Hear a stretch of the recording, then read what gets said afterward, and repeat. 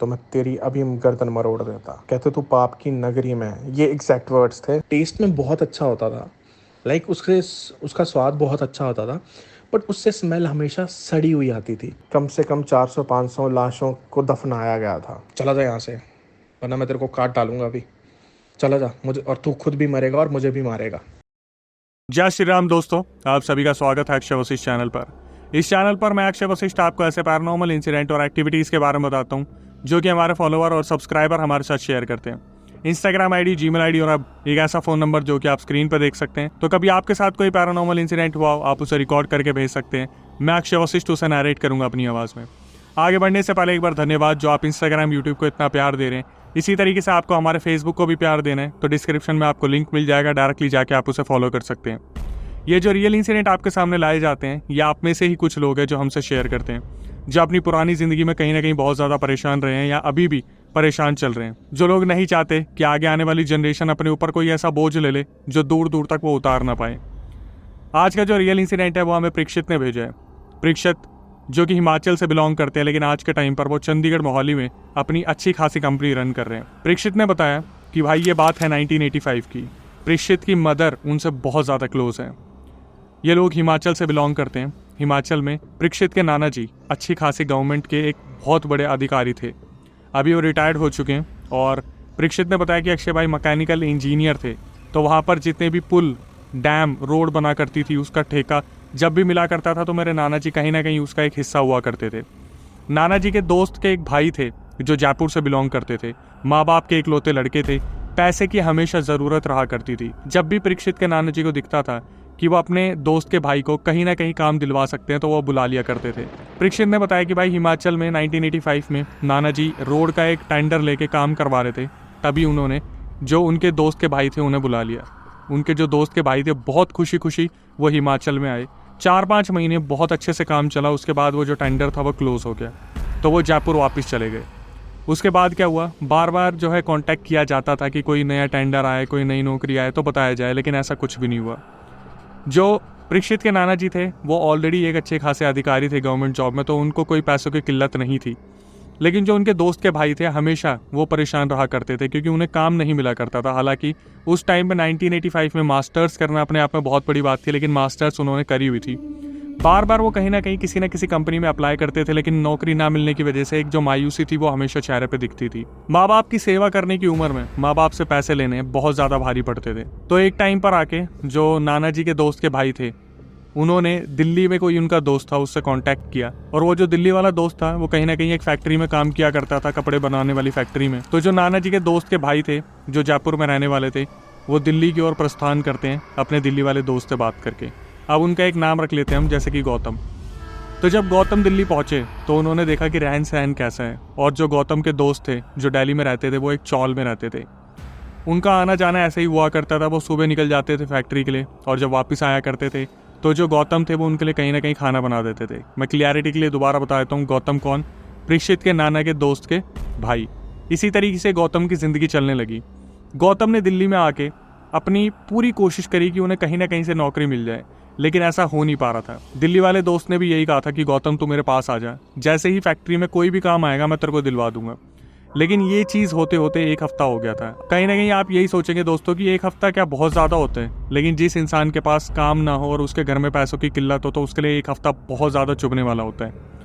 गौतम कहीं ना कहीं हाथ पैर मारा करते थे, न्यूज़पेपर देखा करते थे, और एक दिन ऐसा ही हुआ जैसे उनकी लॉटरी खुल गई। जब गौतम न्यूज़पेपर पढ़ रहे थे उस टाइम पर जो दिल्ली वाले उनके दोस्त थे वो अपनी फैक्ट्री में काम कर रहे थे। गौतम ने देखा कि कहीं 60 किलोमीटर दूर जाके एक इंटरव्यू चल रहा है कोई होटल में, जहाँ पर अच्छी खासी जो है वैकेंसी आ रखी है। कम से कम नहीं तो 10-12 लोग वहाँ पर मांगे गए हैं। गौतम ने ना आओ देखे ना ताओ देखे अपने फॉर्मल कपड़े पहने और वो अपने दोस्त को बिना बताए सीधा उस लोकेशन के लिए निकल गए। गौतम ने बस पकड़ी और 60 किलोमीटर दूर वो एक ऐसी लोकेशन पर पहुँच गए जहाँ पर सब कुछ खंडर नज़र आ रहा था। वहाँ पर उन्होंने देखा और किसी से पूछा तो पता चला कि 6 किलोमीटर दूर जाके शायद कोई जगह है जहाँ पर कुछ ऐसा चल रहा है। जो इंसान बताने वाला था वो भी 2 मिनट में वहाँ से रफू चक्कर हो गया।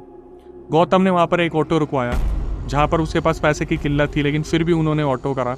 तो ऑटो उन्हें 4 किलोमीटर आगे तक लेके गया। 6 किलोमीटर आगे जाना था। 4 किलोमीटर जब ऑटो पहुँचा तो वहाँ पर देखा कि वहाँ पर पथरीला रास्ता स्टार्ट हो गया। तो गौतम ने जब अपनी नज़र घुमाई तो वहाँ पर लिखा हुआ था कि होटल के इंटरव्यू आगे चल रहे हैं और आपको इस रास्ते से आगे पैदल जाना पड़ेगा। तो इन्होंने ऑटो वाले को रुकवाया और ऑटो वाला जब वहाँ पर रुका और पैसे लिए तो ऑटो वाला इधर उधर देखने लगा, जैसे ऑटो वाला ये देख रहा था कि ये इंसान इस जंगल के बीच में कहाँ रुकने आया है। ऑटो वाले ने फटाफट से ऑटो मोड़ा और वो वहाँ से निकल गया, जैसे ऑटो वाले को कोई अंदाज़ा ही नहीं है कि यहाँ पर चल क्या रहा है, उसे अपने पैसों से मतलब था और वो वहाँ से निकल गया। गौतम ऑटो से उतरे, उन्होंने पीछे ऑटो वाले की तरफ देखा और देखा कि ऑटो वाला जा चुका है। तो गौतम ने सीधा डिसीजन लिया कि अब मेरे पास और कोई रास्ता नहीं है, 2 किलोमीटर मुझे पैदल चलना पड़ेगा। गौतम जब जंगल की ओर चलने लगे धीरे धीरे तो अंधेरा हो चुका था, क्योंकि ऑलरेडी काफ़ी शाम हो चुकी थी और वो दोपहर में निकले थे। जब वो आगे बढ़ने लगे तो वहाँ पर सुनसान पूरा एरिया हो चुका था, जंगल जैसे उन्हें डराने के लिए काफ़ी था। जब गौतम धीरे धीरे आगे बढ़ रहे थे वहाँ पर मेंढक के टह टह करने की आवाज़ आ रही थी, कभी किसी पक्षी की आवाज़ आ रही थी जंगल से, जैसे किसी का शिकार अभी हुआ है। गौतम ने फिर भी ध्यान नहीं दिया और वो धीरे धीरे आगे पहुँचे तो उन्होंने देखा कि साइड में एक तालाब है, तालाब जो कि रात को बहुत ही ज़्यादा हसीन दिख रही है, लेकिन फिर भी गौतम ने ध्यान नहीं दिया। वो धीरे धीरे आगे बढ़े तो उन्हें एक बहुत बड़ी बिल्डिंग वहाँ पर नजर आई, एक ऐसी बिल्डिंग जैसे कोई हवेली किसी जंगल के बीच में बना रखी है और उसके ऊपर लिखा हुआ था आपका इस बिल्डिंग में स्वागत है। मैं उस होटल का नाम नहीं जानता, इसलिए मैं इसी तरीके से आपको बता रहा हूँ। गौतम ने उस बिल्डिंग को या उस हवेली को पूरी अच्छी तरीके से निहारा और नीचे जब देखा तो वहाँ पर एक सिक्योरिटी गार्ड खड़ा था जिसका राजस्थानी लुक था, अच्छी खासी मूछें थी, हाथ में जैसे एक लठ था। गौतम उसके पास गए और उससे पूछा कि क्या अंदर इंटरव्यू चल रहे हैं। उस सिक्योरिटी गार्ड ने बस एक बार ऐसे देखा, कुछ नहीं बोला, वहाँ पर जो गेट थे उसे खोल दिया। तो गौतम ने वहाँ पर एक ऐसी चीज़ देखी जिसे आप भी सुन के हैरान हो जाएंगे। गौतम ने जब गेट खुलते देखा तो सामने देखा कि वहाँ पर लोगों की लाइन भरी हुई है, जैसे बहुत सारे लोग वहाँ पे इंटरव्यू देने आए थे। पहले तो गौतम का मुंह लटक गया ये देख के कि मैं लेट आया हूँ, और ऊपर से ये देख के कि इतने सारे लोग, कम से कम 20-30 लोग 12 वैकेंसी के लिए यहाँ पे बैठे, तो क्या उनका सिलेक्शन हो पाएगा। गौतम ने अंदर घुसते ही जब अपने आप को ऊपर से नीचे देखा तो उन्हें ऐसा लगा कि यार ये जो सामने वाले लोग हैं मेरे से काफ़ी अच्छी पर्सनैलिटी कैरी कर रहे हैं, तो क्या मेरा इंटरव्यू यहाँ पे क्लियर हो पाएगा। गौतम को जैसे किसी ने बस पानी पकड़ाया, गौतम ने पानी पिया और जैसे ही गौतम ने उन्हें थैंक यू बोला तो वहाँ से कोई जवाब ही नहीं मिला। वहाँ पे जितने भी लोग बैठे थे वो बिल्कुल शांत थे, जैसे हर कोई अपनी बारी का इंतज़ार कर रहे हैं। गौतम ने भी एक चेयर पकड़ ली, उनके हाथ में उनका एक रिज्यूमे था, जैसे कागज़ का आप देखते हैं एक रिज्यूमे जिसमें सारी डिटेल्स आपकी होती है।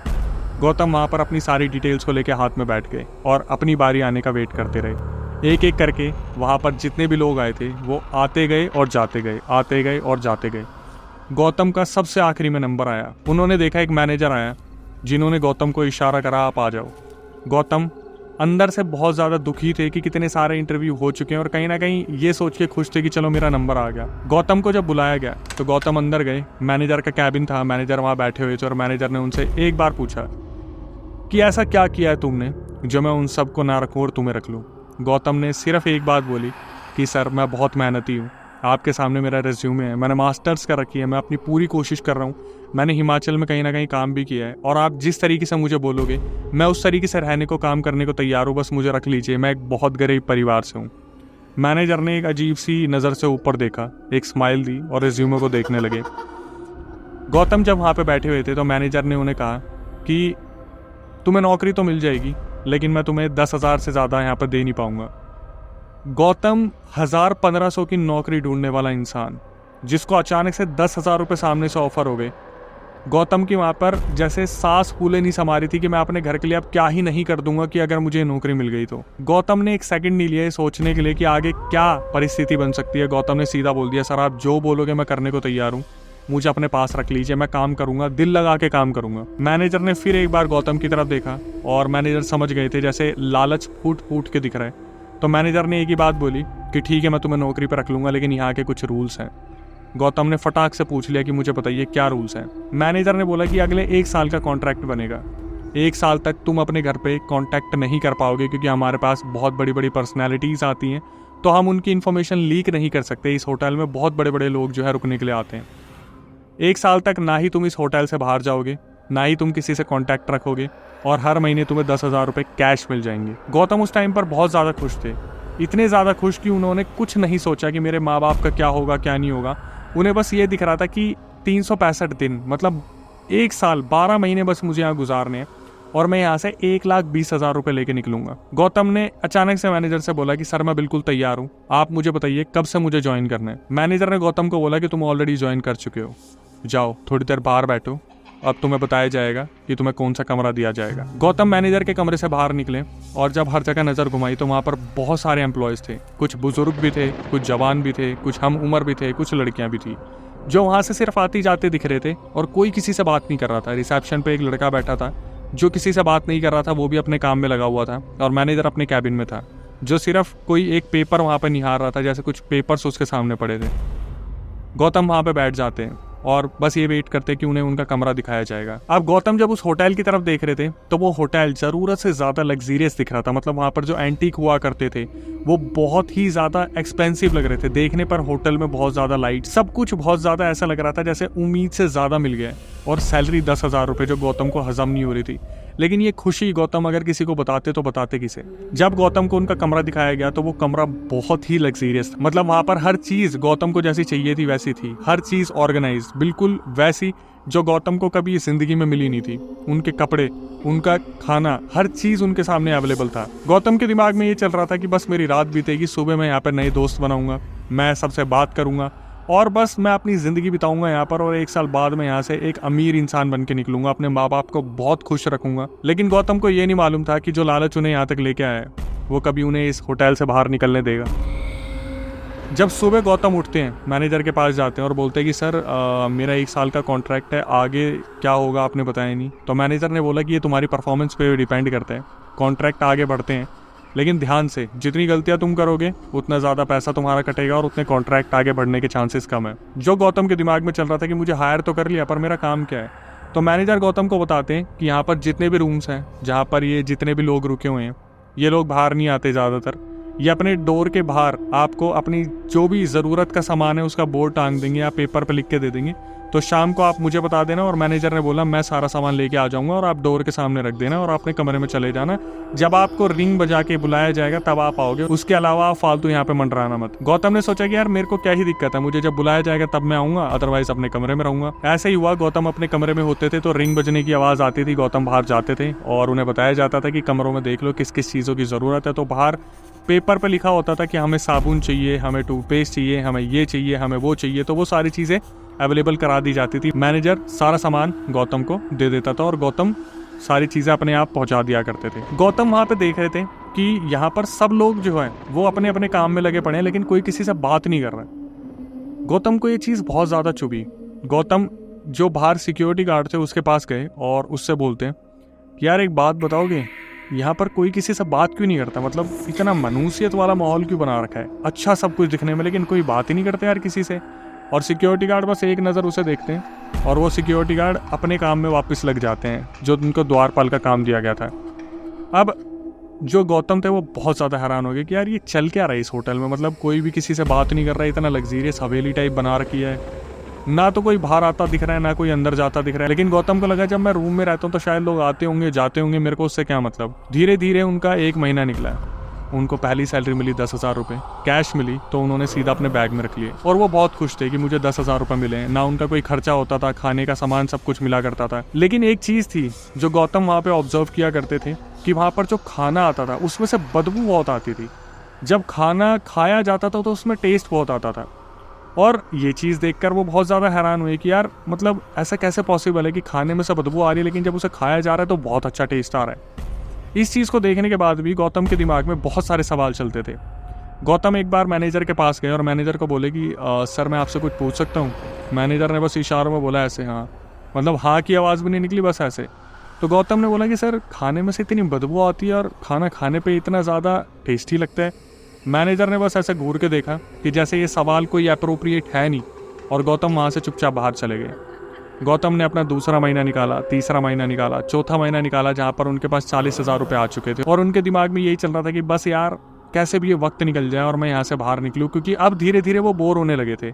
और उनके दिमाग में ये चल रहा था कि यार मेरे घर वाले क्या सोचते होंगे, मैं कहाँ चला गया, मेरा दोस्त मुझे ढूंढता होगा, पता नहीं बाहर क्या चल रहा होगा। उनका बार बार दिमाग ये लगता था कि क्या मुझे भाग जाना चाहिए। और जब वो बाहर देखा करते थे तो बाहर रात हुआ करती थी, क्योंकि कभी कभी उन्हें शाम को बुलाया जाता था ब्रीफिंग के लिए, कभी मॉर्निंग में बुलाया जाता था, तो बाहर जाने का कभी मौका नहीं मिलता था। बस ये दिखता था कि बाहर बस बिल्कुल सुनसान चीज़ें हैं, कोई ना आ रहा है ना जा रहा, और अंदर ही अंदर काम चल रहा है। लेकिन गौतम ने इस चीज़ को सोचा नहीं था कि जिस चक्रव्यूह में, जिस जाल में वो फंसते जा रहे हैं, कहीं वो अपनी ज़िंदगी खो ना दे इस जाल के चक्कर में।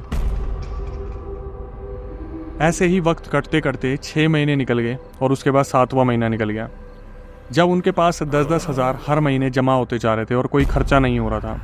लेकिन जैसे इंसान खुली हवा के लिए तरस जाते हैं, वैसे गौतम बहुत ज़्यादा परेशान हो रहे थे कि वो एक ऐसी बिल्डिंग में आके अटक गए कि उनको उनका डिसीज़न बहुत भारी लगने लगा।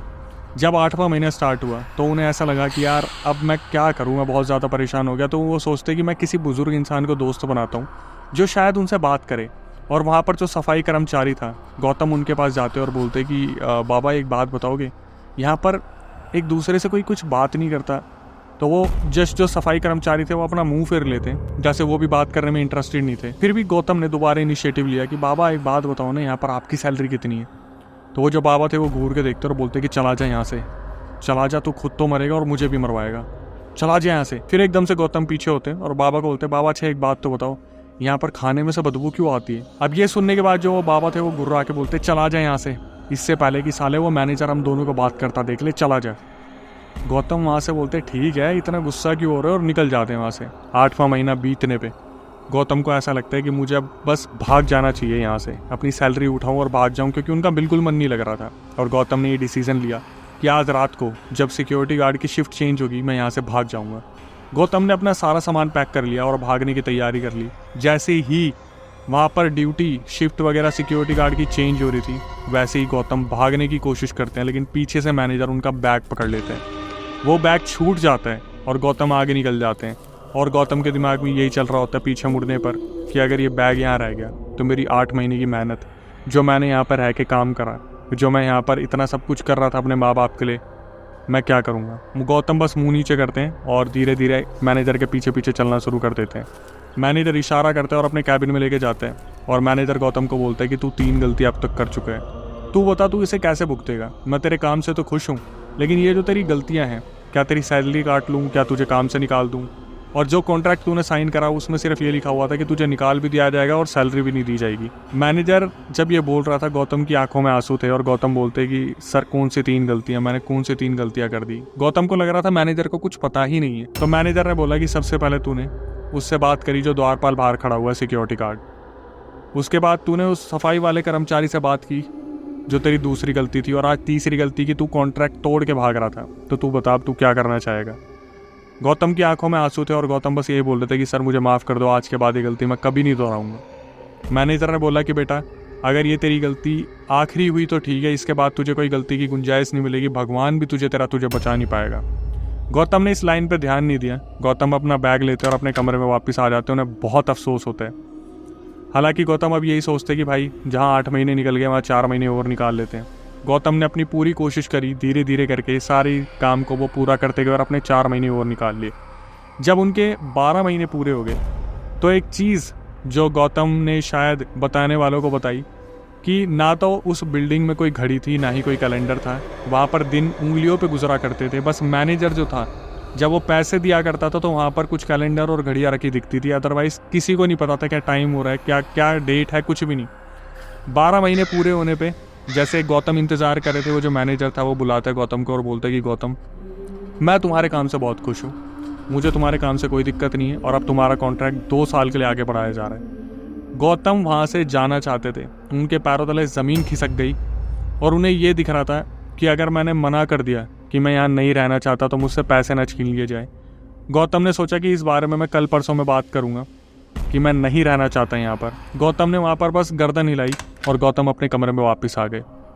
गौतम ने सोचा कि भाई अब मेरे पास और कोई चारा नहीं रह गया, अब मुझे यहाँ से भागना पड़ेगा अपने 12 महीने के पैसे लेके, क्योंकि मैं मैनेजर से अगर बोलूँगा कि मैं आगे कंटिन्यू नहीं करना चाहता तो यहाँ पर कोई आपस में बात तो करता नहीं, मेरा सपोर्ट कोई देगा ही नहीं और मेरे साथ क्या यहाँ पे हो जाए मुझे कुछ पता नहीं है। गौतम ने क्या करा, जैसे ही रात के 12 बजे गौतम ने बैग उठाया और गौतम बाहर निकले और भागना शुरू करा मेन गेट की तरफ। तब अचानक से देखा कि एक सामने सिर्फ सिंपल सी एक दीवार है जिस पर लाल निशान छपे हैं हाथों के। गौतम को लगा कि कहीं मैं पीछे वाले गेट की तरफ तो नहीं आ गया। गौतम पीछे की तरफ भागना शुरू करते हैं और अचानक से वहाँ पे भी देखते हैं कि सिर्फ एक दीवार बनी हुई है। गौतम इस टाइम पर बहुत ज़्यादा घबरा गए और उनके हाथ से बैग छूट गया। जब वो पीछे मुड़ के देखते हैं तो देखते हैं वहाँ पर एक बहुत लंबी एंटिटी जिसकी बॉडी में से आग निकल रही है, आंखें लाल हैं। एक अजीब सा साया वहाँ पे खड़ा था जो गौतम को बोल रहा था कि क्या हुआ, अब कहाँ जाएगा भाग के, तुझे क्या लगा तू इतनी आसानी से निकल जाएगा यहाँ से? गौतम ने हाथ जोड़ लिए और गौतम ने बस ये बोला कि आप जो भी चीज़ हो मुझे जाने दो, मेरे माँ बाप इंतज़ार कर रहे हैं, मेरे 12 महीने पूरे हो गए। वो एंटिटी बोलती है कि अगर ऐसा ही था तो तू हमें बता सकता था कि तुझे जाना है, तूने बोला क्यों नहीं? तुझे पता है तेरा कॉन्ट्रैक्ट बढ़ गया है। गौतम ने बोला कि मैं आपके आगे हाथ जोड़ता हूँ, मेरे बहुत सारे चाहने वाले लोग बाहर इंतज़ार कर रहे हैं, मैं आपसे हाथ जोड़ के माफ़ी मांगता हूँ, मेरी हिम्मत ही नहीं हुई आपके सामने बोलने की, पर मेरा कॉन्ट्रैक्ट 1 साल में ख़त्म कर दो, मुझे बाहर जाना है, मेरे माँ बाप मर जाएंगे। गौतम जैसे बात कर रहा था लेकिन गौतम ये भूल गया था कि वो है कहाँ पर। गौतम अचानक से पूछता है कि मैं हूँ कहाँ पर और ये कौन सी जगह है और मैं यहाँ से जाना चाहता हूँ, मुझे जाने दो प्लीज़। तो एकदम से वो जो एंटिटी खड़ी थी वो बोलती है कि ये पाप की नगरी है, यहाँ पर जो भी पाप करने वाले आते हैं वो लालच की वजह से फंसते हैं। जा, तू यहाँ से जा सकता है। अगर तू यहाँ 2 साल और रुक जाता तो शायद तू इससे कभी बाहर नहीं निकल पाता, लेकिन ठीक है तेरी मजबूरी है और वो हमेशा तेरी आंखों में दिखा। तो 1 साल के पैसे ले ले और जो पैसे तेरे को और चाहिए जा मेरी अलमारी में से ले ले और निकल जा। गौतम बस रोते रोते नीचे बैठे और ऊपर एकदम से देखते हैं तो वो पूरा ऑफिस जिस तरीके से सेटअप था वैसा ही था। पीछे मुड़ के देखते हैं तो वो सिक्योरिटी गार्ड जो वहाँ पे खड़ा था वो गौतम को देख के स्माइल कर रहा था। गौतम अपना बैग उठाते हैं, सीधा उस गेट के बाहर निकलते हैं और जंगल की ओर से भागना शुरू करते हैं। उन्हें ऐसा लग रहा था जैसे बहुत सारी एंटिटीज़ अभी भी पीछे से आवाज़ मार रही है, रोकने की कोशिश कर रही है, लेकिन गौतम ने पीछे मुड़ के नहीं देखा, सीधा मेन रोड की तरफ भागे। जब वहाँ से देखा कि बहुत सारे जो है गाड़ी वाले निकल रहे हैं, ट्रक वाले निकल रहे हैं, लेकिन कोई भी उन्हें देख के रोक नहीं रहा। बड़ी मुश्किल से 1-1.5 घंटे जब वो वहाँ परेशान होते रहे तो एक ऑटो वाला आया। ऑटो वाले को उसने बोला कि भाई मुझे 60-70 किलोमीटर आगे लेके चल, मैं तुझे मुँह मांगे पैसे दूंगा। उस ऑटो वाले ने बस ऊपर से नीचे देखा, पैसे की डिमांड करी और एग्जैक्ट लोकेशन पे उस चौल पे पहुंचा दिया। अपने पैसे दिए जो भी एक्स्ट्रा बनते हैं। गौतम अंदर घुसे तो वो जो इंसान जो उनके दोस्त थे दिल्ली वाले, वो देखकर ऐसे हो गए कि ये जिंदा है। वो एकदम से बोले गौतम तू कहाँ था अभी तक? तो गौतम ने बस इतना बोला, भाई मुझे बता मेरे जाने के बाद मेरा परिवार ठीक है या नहीं है। गौतम को जो बताया गया उनके दोस्त ने बोला कि भाई तेरे माँ बाप आज भी बस इस उम्मीद में जी रहे हैं कि तू कब चेहरा दिखाएगा, उन्होंने तो तेरे को मृत घोषित कर दिया। उस दिल्ली वाले दोस्त ने बताया कि पता है तेरे घर वालों ने पुलिस कंप्लेंट कर दी तेरी मिसिंग होने की, और पुलिस वालों ने मुझे टॉर्चर करा, मुझे बहुत पीटा ये सोच के कि मैंने तेरे साथ कुछ ना कुछ कर दिया है। मेरा रिमांड हुआ कम से कम 2-3 महीने, पर जब कुछ नहीं निकला तो उन्होंने मुझे छोड़ दिया और हम सब यही आस में थे कि तू इस दुनिया को छोड़ के जा चुका है। गौतम से उनके दोस्त ने पूछा दिल्ली वाले ने कि तू कहाँ था? गौतम ने सारी चीज़ें बताई कि भाई मैं एक ऐसी जगह पे था जहाँ पर मैं रहा और वहाँ पर कुछ भी नहीं था, मतलब दीवारें थी। जब मैं निकल रहा था तो मुझे लगा कोई होटल है, पीछे मुड़ के देख रहा था तो खंडर था, कुछ नहीं था, पता नहीं क्या था क्या नहीं था। उनके दोस्त ने बोला कि तू शांत हो जा, तूने वहाँ पर काम करा, तुझे मिला क्या? तो गौतम ने दिखाया कि देख मैं पैसे लेके आया हूँ, और उसमें एग्जैक्टली 1,20,000 रुपये रखे हुए थे। गौतम ने 20,000 रुपये अपने दोस्त को दिए और वो अपने घर की तरफ रवाना हो गए जयपुर। जब वो अपने घर गए तो घर वाले देखकर बहुत ज़्यादा शॉक हुए, बहुत प्यार वाला एक इमोशनल सीन क्रिएट हुआ।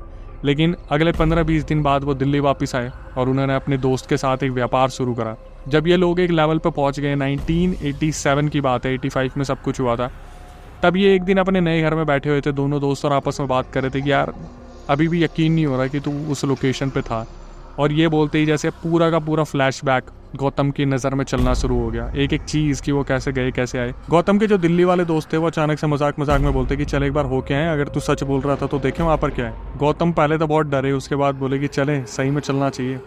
ये दोनों दोस्त निकलते हैं, एक ऑटो हायर करते हैं, उसे एक्स्ट्रा पैसे देते हैं और वहीं पर पहुँच जाते हैं। जब वहाँ पर पहुँचते हैं तो उस टाइम पर शाम का टाइम हो रहा था। ये देखते हैं कि वहाँ पर ना तो कोई इंसान, ना इंसान की जात, ना कोई खंडर, ना कुछ, बस वहाँ से एक इंसान गुजर रहा था जिसने अपने हाथ में कुछ लकड़ियाँ पकड़ी हुई थी। तो ये उससे पूछता कि भाऊ यहाँ पर कोई बिल्डिंग थी? वो इंसान इनकी तरफ देख के हंसता और बोलता है भाऊ यहाँ पर कभी कोई बिल्डिंग थी ही नहीं, यहाँ पर एक कब्रिस्तान था जहाँ 400-500 लोगों को दफनाया गया था, और आज भी यहाँ पर कुछ ऐसी हरकतें होती रहती हैं। आप जैसे बहुत सारे लोग आते हैं जो अक्सर ऐसे ही सवाल पूछते हैं। गौतम अपने दोस्त को देखता है और उस इंसान की तरफ देखता है तो उस इंसान ने एक ऐसी स्माइल दी जो वो स्माइल अपनी मैनेजर के चेहरे पे देखते थे, और गौतम बस इतना बोलते कि चल भाई वापस चलते हैं यहाँ से। अब इसके बाद गौतम अपने दिल्ली वाले दोस्त के पास वापस आए और उसके बाद अब जो चीज़ आपको सुनने को मिलेगी वो बहुत हैरान करने वाली है।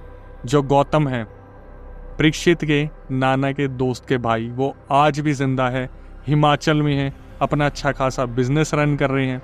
और ये चीज़ परीक्षित ने मुझे डैम श्योर बताई, परीक्षित की मदर ने उन्हें ये चीज़ बताई थी, ये पूरा इंसिडेंट और नाना ने उन्हें बताया था और उनके दोस्त के भाई के साथ ये सब कुछ हुआ था। और उनके दोस्त के जो भाई थे वो आज तक जिंदा है, हिमाचल में अपना बिजनेस सेटल करके रन कर रहे हैं, और वो अभी भी इन चीज़ों को भूल नहीं पाते। कहीं ना कहीं जब ये बुजुर्ग लोग आपस में बैठते हैं और बात करते हैं तो ये जिक्र कहीं ना कहीं निकल जाता है। सुन के बहुत हैरानी होती है कि ऐसी चीज़ें सही में हो सकती है, लेकिन ऐसी चीज़ें राजस्थान में, दिल्ली में, एमपी में, हरियाणा में कहीं ना कहीं हुई है, जहाँ इंसानों को पुराने महल दिखते हैं लेकिन वो महल कहीं होते नहीं। लेकिन बस कहते हैं ना कि पैसा इंसान के ऊपर कभी कभी इतना भारी पड़ जाता है कि वो चकाचौंध बन जाता है। लेकिन इससे एक सीख ले लो कि जो ये इंसान थे गौतम, जिनको एक काल्पनिक नाम दिया गया, ये तो बच गए। क्या आपको अगर ऐसी अपॉर्चुनिटी मिलेगी तो आप उसे ज्वाइन करेंगे? और ज्वाइन कर लिया तो आपको क्या लगता है आज के टाइम पर आप बच पाएंगे?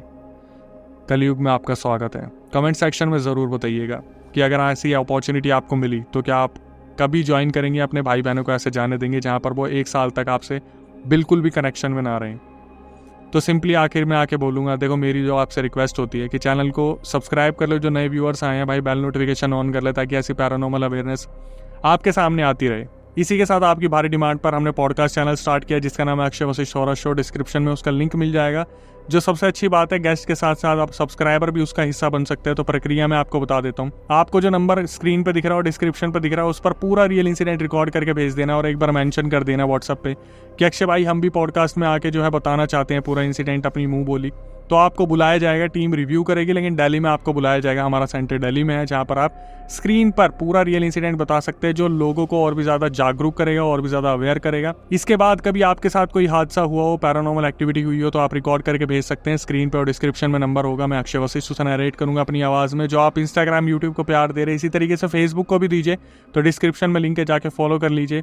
ध्यान रखिए, अपनों के साथ रहिए, माँ बाप की सेवा कीजिए, माँ बाप का ध्यान रखिए। एट द एंड नई वीडियो, नए पॉडकास्ट आने तक stay tune with the channel. वहाँ पे कोई ना घड़ी थी ना कोई कैलेंडर था। उसे नहीं पता था कि वो कौन सा महीना चल रहा है, वो कौन सी तारीख है। क्या जब वहाँ पे किसी से पूछा कि यहाँ पे क्या है तो कहते यहाँ पे तो कोई भी नहीं आता। और वहाँ पे कहते थे एक टाइम पे कब्रिस्तान था